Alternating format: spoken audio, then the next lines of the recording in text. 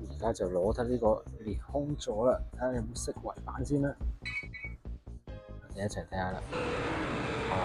正常值嘅，咁睇下會唔會100啦？我就捉緊佢睇下先。有啲難捉喎，好似。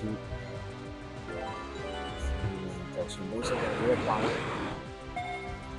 釋懷嘅裂空就係靚好多嘅。走翻出嚟，睇下得唔得啦？今次，我哋再食下啲梅先啦。好嘅，不過 CP 有啲低嘅，搞掂。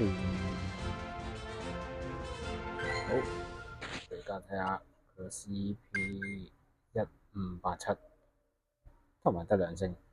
好啦，2星。